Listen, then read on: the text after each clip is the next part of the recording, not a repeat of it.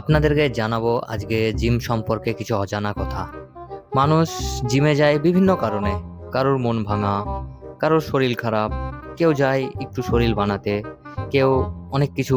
মানে জিম হচ্ছে একটা থেরাপি। ওখানে গেলে মানুষের ভালো লাগে।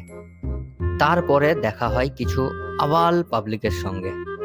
প্রথম কথা, সে জিমের খাবার দাবার সমস্ত কিছু তুলনা করবে তার সিগারেট খাওয়া শরীরের সঙ্গে, যে দেখ আমি এই খাচ্ছি, তাও তোর থেকে আমার শরীর ভালো।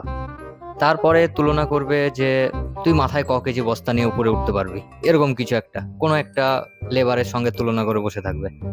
তারপরে বলবে যে তুই ক কেজি তুলিস, আমি তো 50 কেজি তুলে নিই, এরকম কিছু একটা। তাদেরকে আমি বলি যে আমার জিমে গিয়ে ওয়েট লিফটিং করা আর তোমার দাদুর বিচি লিফটিং করা ব্যাপারটা ঠিক অন্যরকম।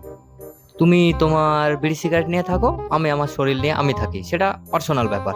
তোমার দাদুর বিচি তুলবে, তুমি 50 কেজি তুলবে, তোমার দাদুর বিচির ওজন 800 কেজি, সেটা তুমি মাথায় তুলবে, সেটা তোমার পার্সোনাল ব্যাপার। আমি জিমে গিয়ে যেটুকু করি আমার পার্সোনাল ব্যাপার। আগে শুনতাম যে অল্প বিদ্যা ভয়ঙ্কর, এখন হাতে নাতে বুঝতে পারি যে অল্প বিদ্যা সত্যিই ভয়ঙ্কর।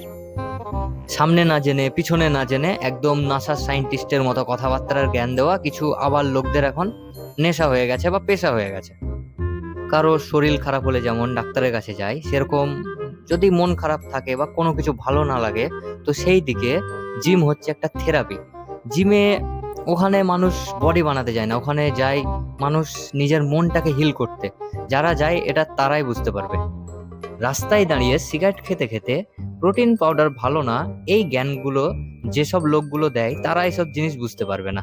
তারা একমাত্র তারপরে 2-3 মাস 4 মাস পরে যখন শরীরে হালকা ভালো লাগবে, শরীরটা হালকা খাঁজ বোঝা যাবে, তখন সেই আমাল পাবলিকই তখন বলবে যে ভাই আমিও জিমে যাব। আসলে যখন তুমি কোনো কাজে অ্যাকশন নেবে, তখন সেটা মানুষ সাপোর্ট করবে না। যখন তুমি সাকসেস হয়ে যাবে, তখন বলবে আমিও করব।